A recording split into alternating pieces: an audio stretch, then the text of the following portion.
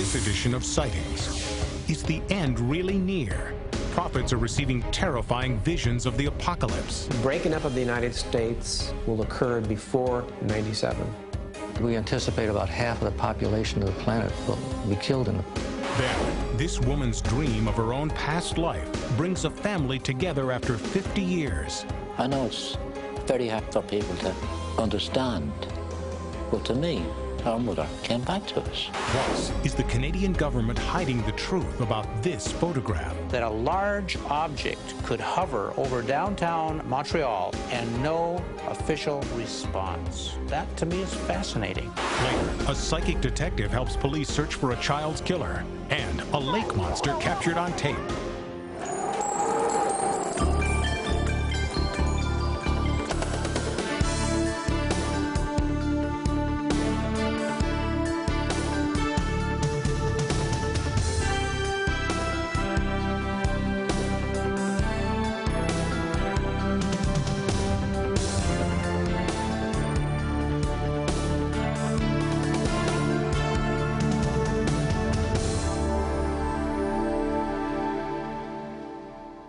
Welcome to Sightings. I'm Tim White. 65 million years ago, the dinosaurs were wiped off the face of the planet. 1,000 years ago, an entire race of people, the Maya, vanished from the Earth, leaving no survivors. But that's ancient history. Or is it? Many modern-day prophets are warning that in the year 2000, it will be our turn to go. We're going to see storms of such intensity that they will break all historic records. The prophets said they would be so great that people would drop dead in sheer terror at what they see coming. Hurricane winds and rain pelt the East Coast, and you'll see that the East Coast breaks up extensively in the prophecies. Washington, D.C., Philadelphia, and also New York City are all underwater. These are pretty powerful events that are going to be happening, and we anticipate about half of the population of the planet will be killed in it. These are the dire predictions of a diverse group of prophets, biblical scholars, scientists, and philosophers who have a warning.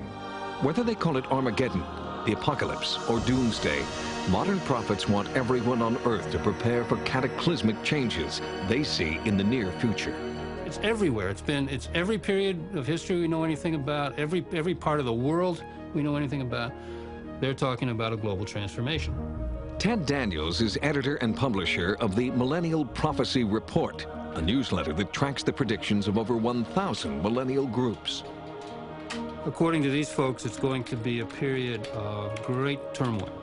Continents are going to split apart. Volcanoes are going to erupt all at once all around the planet. Earthquakes, tidal waves, plagues, the basic stuff in the book of Revelation. They all agree pretty much that things are going to get a whole lot worse before they get any better. Some biblical scholars see the book of Revelation as a blueprint for disaster and a warning for those who do not adhere to its beliefs. There will continue to be a great increase in volcanic and earthquake activity. I believe that we will see major plagues breaking out in the world, as well as famines increase. These are things that are not pleasant to think about, but the Bible predicted this is what's going to happen. Author and biblical interpreter Hal Lindsey first drew international attention with the publication of his book of prophecies, The Late Great Planet Earth. And I think what the late great planet Earth did was make the non-religious person become aware that there was a definite pattern or scenario of predicted events. Lindsey believes that the detonation of the first atomic bomb signaled the beginning of the end, as predicted in the book of Revelation. A real Armageddon could now be unleashed at the push of a button, and he believes that the button is in very shaky hands. The prophets have indicated that we're going to see a thermonuclear war in the Middle East that will drag the whole world into it.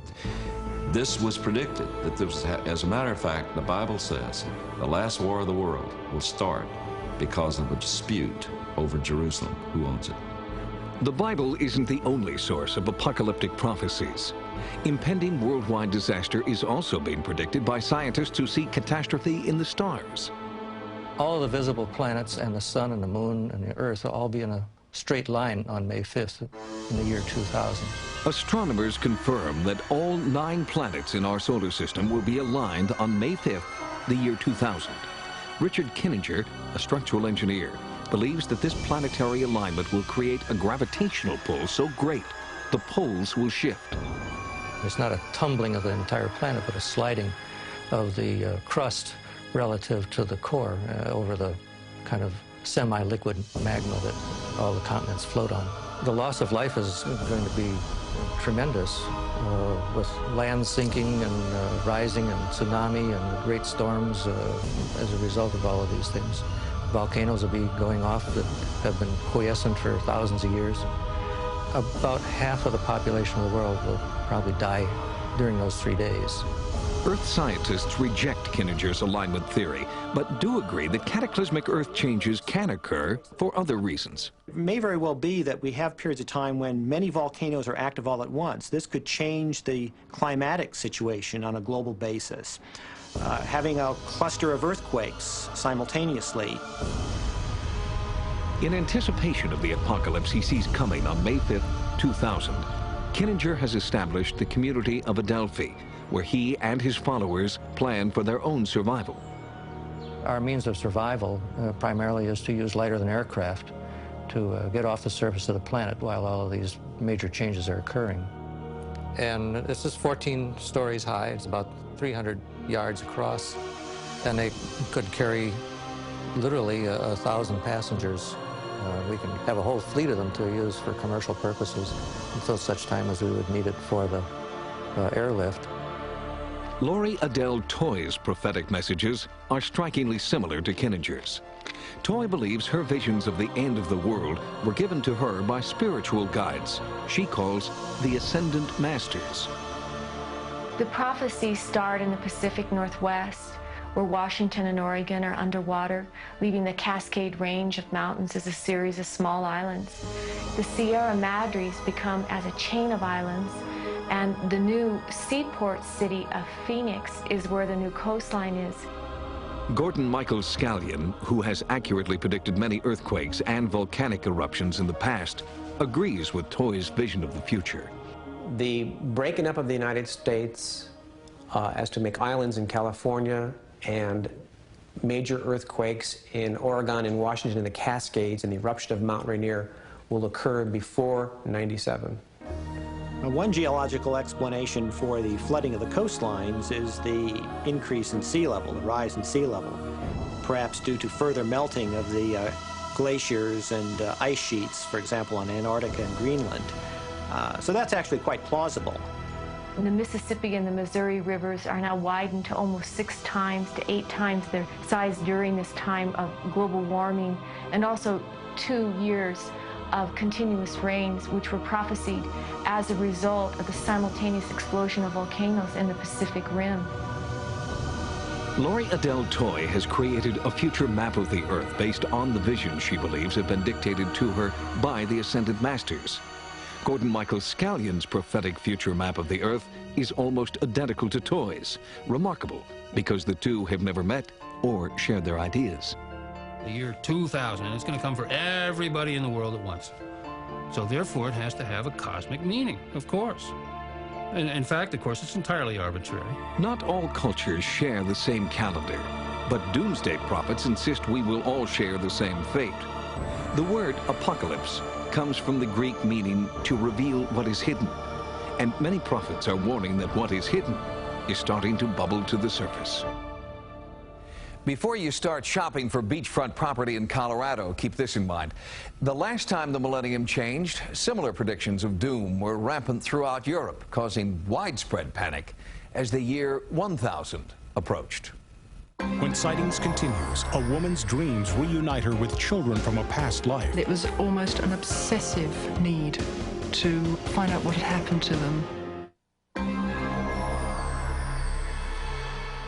The belief that death is followed by rebirth in a new body, reincarnation, is shared by many peoples, including Hindus, Buddhists, and Australian Aborigines. But Western Judeo-Christian religions reject the idea that our souls return in different bodies. So when a Catholic family in Ireland met a woman who said that she was the reincarnation of their dead mother, they rejected her completely, at first. This is Jenny Coquelle and her family. Jenny, her husband, and their 2 children live in Northamptonshire, England. But when she was a child, Jenny was haunted by vivid, recurring dreams in which she was the mother of a different family in a different town, living in a cottage she dreamt about and drew pictures of in minute detail. It was the first cottage on the left, along a little lane. There was only one door. There were only a couple of windows. If you entered the cottage, you had to actually shut the door behind you before you could turn left or right, because it was there was a fairly tight space there. There was a bit of a wooden partition immediately in front. To the right, you entered the bedroom. To the left, you entered the living room. There was a large fireplace that dominated the kitchen living area. There were also recurring dreams about a jetty, a church, children, 8 in all, who called her Mama, and a husband who called her Mary. It all seemed too real to be just a dream. If you dream of yourself in another time in a different body, that may be not a Freudian distortion or a symbol, but an actual past life memory fragment emerging. I've had people know their way around cities in Europe and they had never been there before. They knew the streets, where the old church was, this kind of thing. These are spontaneous memories of past lifetimes. In Jenny's case, her spontaneous memories were so detailed, she could actually draw road maps of the town in her dreams. I remember drawing the maps throughout childhood. I used to refine them and draw them better, and I didn't want to forget because I was determined to be able to go there one day. When I was given a school atlas, and I thought, if I look at this, I've got to know where it is. I mean, all the other stuff was fairly instinctive. And I spent some time just looking at it and thinking, and the whole time I was drawn back to the same place. Again and again, I was just drawn back to one area. That area was Malahide, Ireland, 300 miles away from her home in England. It was here that Jenny felt she had lived before, as Mary, a mother of 8. After years of wandering, Jenny finally visited Malahide and discovered that her childhood maps were strikingly similar to real maps of the town. Would she also find the cottage, jetty, and church that had haunted her dreams? Although I had gone to Malahide expecting to find things that I had remembered, the accuracy quite shook me. I started out looking for the jetty. There was a tremendous sense of having been there before, of remembering it, but it wasn't really enough.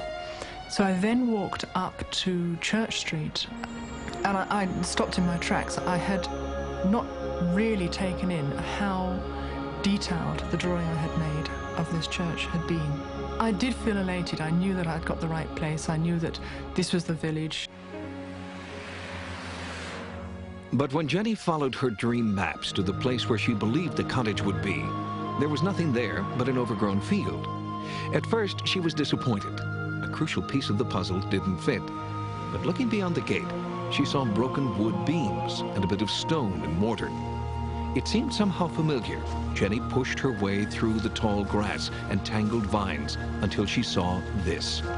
Immediately, she felt as if she were in a waking dream in which she was Mary, a mother of 8, and she was home. The first thing I wanted to do was just burst into tears. I mean, it was the first real, tangible proof of something that had existed in the past that I had remembered. It was the first thing I could touch. But as Jenny explored the remnants of what she now believed was a past life, she had a vision of her own past death in childbirth. A sense of disorientation, the sort of thing you get with a high fever. Difficulty breathing, great difficulty breathing. There was considerable pain to start off with. At the point of death, that seemed to vanish altogether.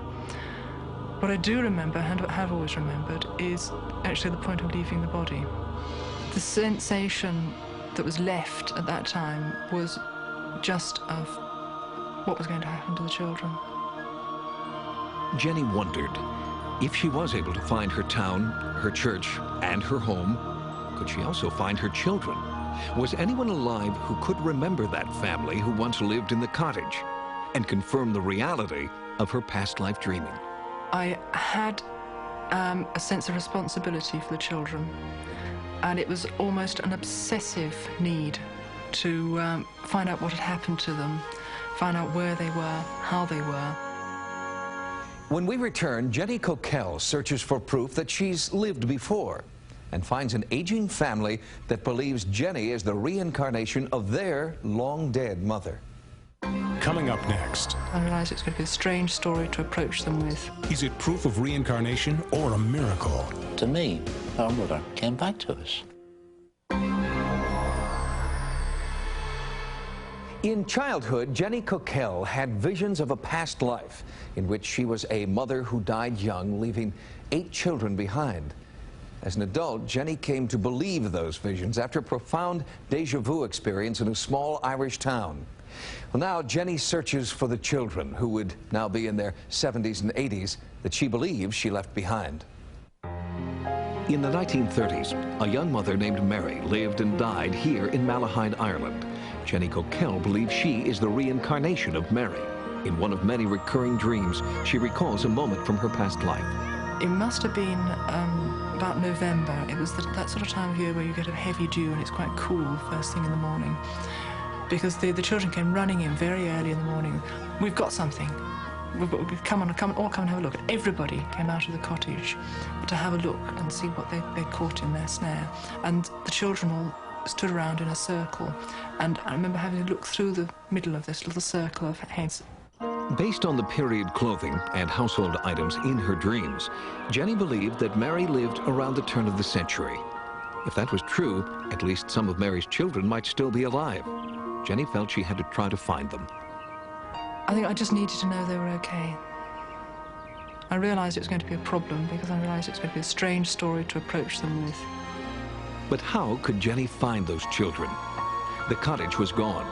Neighboring cottages had been torn down to make way for new homes. Jenny walked the old country lanes, took out ads, wrote letters. It seemed like a futile search until she found a link.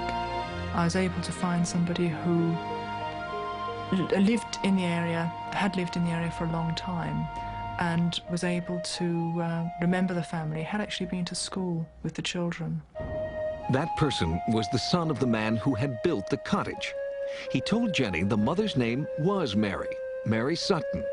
Armed with the last name, Jenny was able to track down Mary's marriage license from 1917, her death certificate dated 1932, and then, through the help of a priest, Jenny obtained baptism records for 6 of the 8 Sutton children. They came from a church, just as Mary had dreamed. I knew the oldest child was very supportive, quiet, fairly gentle, but self-assured. I mean, he was a fairly confident sort of person. I referred to him as a little soldier. She searched for her little soldier and found him, 75-year-old Sonny Sutton. Imagine getting a telephone call out of the blue from a young woman claiming to be your long-dead mother. I know it's very hard for people to understand, but to me, our mother came back to us. She told me that I lived in a lodge, and the entrance to the lodge was not facing the road. The cottage itself was set slightly sideways to the road, and there was a wall near to the cottage itself. She also told me that there was 2 pictures hanging on the wall. A photograph of a soldier. Which is correct. It was my mother's brother. Sonny came to accept Jenny as the reincarnation of his mother and presented her with this, the only known photograph of Mary Sutton. He also told her how, after Mary's death, the children had been separated, sent to different orphanages, and adopted out. Together, Sonny and Jenny found and reunited the surviving children. Christy, 72, Phyllis, 71, Frank, 70, and Betty, 62, who thought she was an only child. I never even knew I was adopted, or that I had brothers, or I had sisters. It's an incredible story. Elderly brothers and sisters reunited by a young woman's otherworldly dreams. It's a case that has caught the attention of noted psychiatrist Dr. Brian Weiss.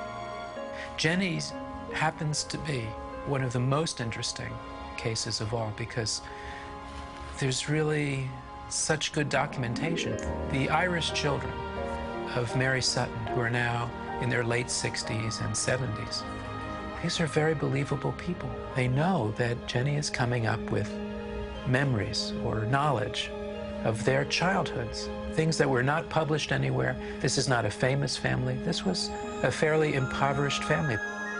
Revisiting the remains of the cottage in Malahide rekindled long-buried memories now vividly recalled by Jenny and the children. The whole home, as you're looking at it, this is the home that there was 10 people in at one time. His mother, father, and 8 children. There was a large fireplace that dominated the kitchen living area. The fireplace was where Mammy used to cook.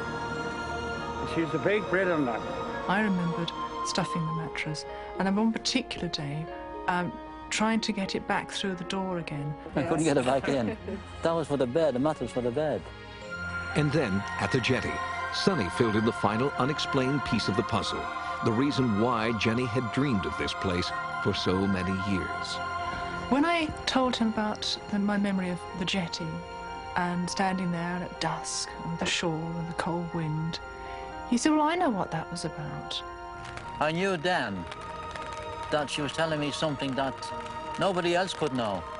I'm the one that came down these steps. I'm the one that went over there. And my mother was the one that come down to meet me. As a young boy, Sonny caddied at a golf course on a nearby island. His mother would wait for his return every evening. Is Jenny Coquelle the reincarnation of Mary Sutton? How does she know the details of a life that ended 21 years before she was born? For the children, it's a miracle. We got a lot of pleasure out of what has happened. For Jenny, finding the Suttons has finally brought an end to the prophetic dreams she has had since childhood. There's a sense of freedom, which is strange. I don't feel the same kind of responsibility towards them. I've been allowed to accept that they have grown up, that they're individuals. There's still a sense of responsibility, but it's different. I don't feel tied to the past in quite the way that I felt I was for half a lifetime. I'm able to sort of look out and see things from a different perspective now. Before Jenny Coquelle entered their lives, the children of Mary Sutton didn't share holidays, exchange family photos, or even write to one another. Whether or not you believe that Jenny is the reincarnated spirit of their dead mother, she has brought the family together, just the way a real mother would. Coming up next. I saw this thing. A kind of pencil of light. A mass sighting of a mysterious craft leaves unanswered questions. Then, a psychic hunts for a child killer, and a Japanese lake monster caught on tape. On the night of November 7th, 1990, more than 40 people standing on a hotel rooftop in Montreal, Canada, shared a once-in-a-lifetime experience. Above them, in the night sky, an enormous oval of light, described by many as a mothership, hovered silently for more than 2 hours. These eyewitnesses were all part of the most significant mass UFO sighting in Canadian history. UFO sightings by multiple witnesses are extremely rare. Perhaps the largest mass sighting occurred in 1991, when hundreds of people in Mexico City all reported seeing the same UFO appear and reappear over a one-week period. But despite hours of videotaped footage and eyewitness accounts, the Mexico sightings were never investigated by a single military or governmental agency. And in Montreal, the largest mass sighting in Canadian history is receiving the same lack of attention from the very people who could hold the key to unlocking one of the world's most profound UFO mysteries. It happened on a foggy November night in 1991. More than 40 people all shared a stunning experience. I saw this thing. It was not looking like an object at all. Stunned. There's no other word. I was stunned. Bernard Canet said that he saw the UFO as he hurried home from a late night at the office. It was more like a kind of pencil of light. It was a greenish color, but looking very odd. Guests at the Montreal Bonaventure Hotel reported seeing the UFO while swimming in the rooftop pool. Lifeguard Lynn St. Pierre was on duty that night. So I stepped outside, I looked at the lights, and I was kind of scared because I didn't know what it was. So I went back in. I said, somebody pinched me, because I don't believe what I see. This is a photograph of the object they all saw. Shrouded by a thick blanket of fog, the UFO appeared to hover low in the night sky for nearly 3 hours. My first reaction while driving was, well, it's probably some kind of a promotional stunt for the Olympic Stadium, you know, probably a game or something. I saw about, I would say, 6, 7, 8 spots within the shape of an egg. I could even hear the sound the thing was making. It was a very definite purring sound, you know, some kind of a... Every corners that I went, I had that thing over my head. I was puzzled, basically. I said, you know, what is this thing? But never did I think that I was seeing a UFO of some sort, you know, or that this thing would be coming from God knows where. Eyewitnesses called Montreal's largest French-language newspaper, La Presse. A reporter and photographer were dispatched to the hotel rooftop. I believe that I have seen lights or glimmers, but I cannot say at all what it is. A nearby construction site was lit with spotlights pointed skyward. Some eyewitnesses dismissed what they were seeing as the light's reflection in the fog. After those lights were shut down, the phenomenon, the lights remained in the sky, so it was not a reflection of some sort. Constable Moray received the first reports of a UFO sighting. He called the airport and the military to see if they were picking up the object on radar. They were not. Well, in my experience, I did see a fair bit of everything, but I never encountered anything similar to that. It did not disappear quickly, it faded away type of thing. The next morning, a cursory account of the UFO sighting, written by Jules Bellevaux, was published in La Presse, accompanied by one of the pictures taken by photographer Marcel Laroche from the hotel rooftop. Bernard Guénette read that article and realized that what he had seen the night before needed further investigation. The police were unresponsive, so Guénette contacted aerial anomalies expert Dr. Richard Haynes. One of the things that's important about this sighting is the number of highly credible eyewitnesses that later drew pictures of what they saw. They all pretty much saw the same thing. Well, why is that significant?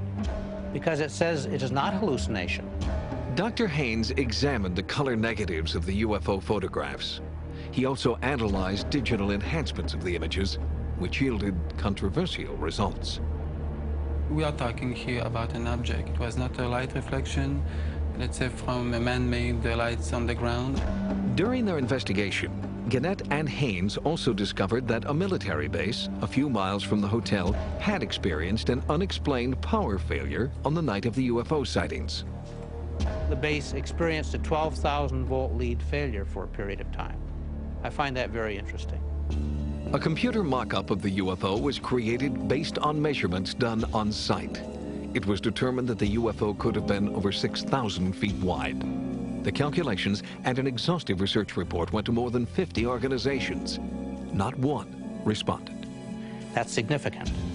That a large object could hover over downtown Montreal, a major metropolitan area of North America, and be seen by so many people, pictures drawn of it, photographs taken of it, and no official response. That, to me, is fascinating.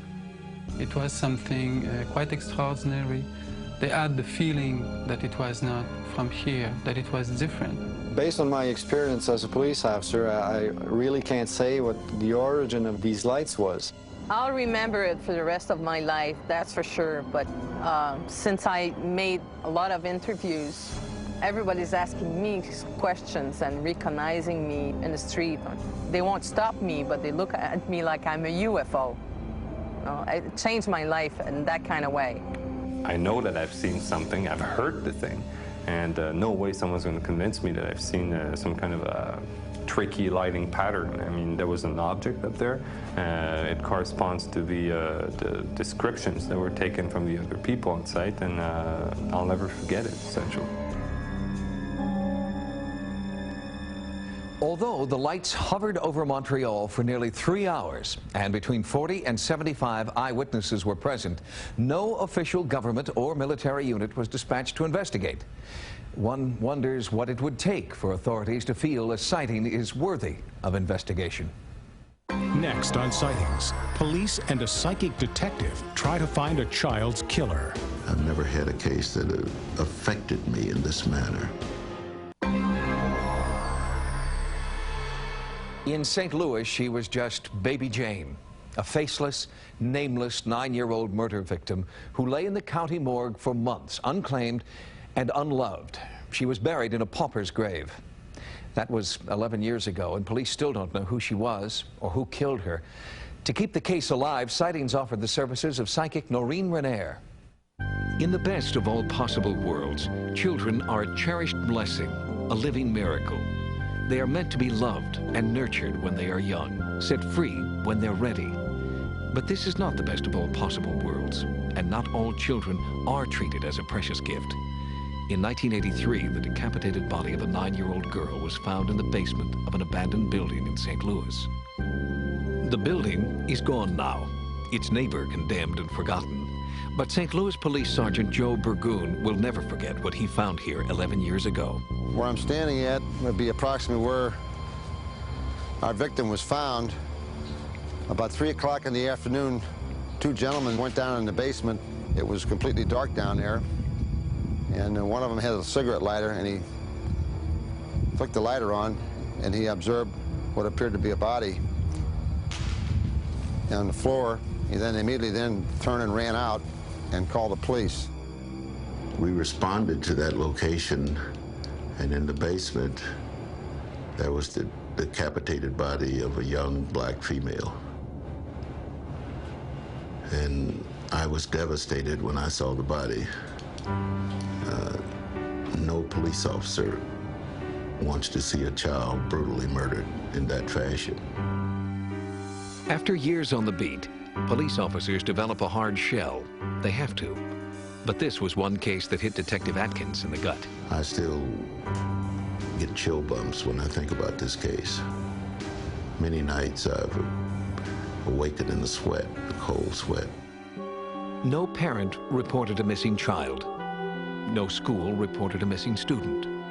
When the child was finally laid to rest, there was no funeral. She was just a number on a marker, until area school children raised the money to purchase a tombstone, so we wouldn't forget. It just doesn't make any sense why you would have to do that to a little girl.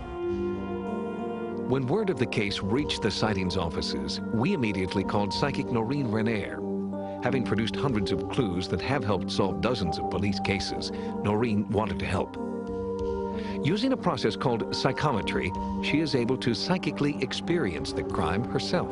I get pictures, they're very disjointed pictures, images, sort of like a foggy dream, fading. We arranged for a phone meeting between Detectives Burgoon and Atkins in St. Louis and Noreen in Orlando, Florida. Assisted by hypnotist Walt Steve, Noreen tries to put herself into the crime scene. She touches the rope found on the dead child and slowly begins to speak as if she were the young victim. He's holding my hand. I feel like he's holding my left hand. As Noreen moves deeper into her trance, she begins to experience what she believes is the physical and emotional pain of the child. Okay, I need you to forget the pain, Noreen. Go beyond the pain. My chest is hurting me as I'm being strangled. Noreen had no prior knowledge of the case. She was told only that the victim was a young female, found decapitated. Any other body damage that would indicate some other cause of death other than decapitation? First. She was manually strangled. And then after death, she was decapitated. That's what the medical examiner tells us. Her accuracy was compelling to the detectives who had been openly skeptical before the session.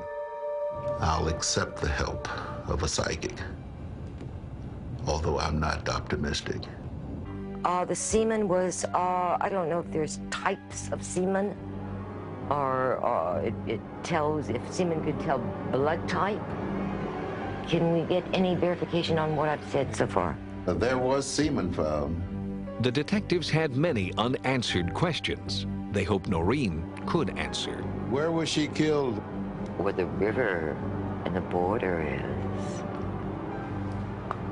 The river goes up and down. Do you see the bridge crossing this river? I do. I see the bridge. There's a very strong B in the name. Would the name Brooklyn mean anything to you? Yes. Belleville? Noreen's psychic vision affirmed the detective's theory that the child was killed out of state, then dumped in St. Louis. But where was she from? Who was her family? Noreen began to answer the detectives as if the child was speaking through her. Your mother and father? My mother did things that some people would think was wrong. Sometimes I saw her crying and they tied something around her arm and it was rubber-like. And then they put something. If the parents were involved in illegal activities, they might not phone the police when their daughter disappeared. But what about her school? Wouldn't they report a missing child? Who was your favorite teacher? My teacher took me. My teacher took me. Your teacher took you? My teacher took me. It's my teacher. The detectives asked Noreen to give them more details about the teacher. Got kicked out of the service so I would have a dishonorable discharge. A police composite artist was called to the meeting to get a physical description of the supposed killer. The face shape itself would be long. I can see his forehead, so his hair must go back away from his forehead. The eyes are smaller, more close set. Noreen's intriguing leads have given the case new life. Perhaps soon, little Jane Doe won't be just a date of death on a blank tombstone, and the person who killed her will be punished for what he has done. I've never had a case that affected me in this manner, and that still continues to affect me. And I would give anything to have this case solved. Here's another look at the artwork based on Noreen Renaer's psychic visions. Because of leads she's provided, the St. Louis Police Department has reactivated this case. If you have any information about baby Jane, please contact the Homicide Division of the St. Louis Police Department. When sightings returns, a legendary lake monster known as Ishi is captured on tape. Two bumps were moving at the same time together. For the past 30 years, at least one Japanese import has been unaffected by trade and tariff disputes. Japanese monster movies. Well, now the country that brought us Mothra and Rodan and Godzilla has a new monster named Ishi. But this monster isn't created from latex and paint. The Japanese believe that he is a real-life lake monster who's made his film debut in a startling home video shot earlier this year.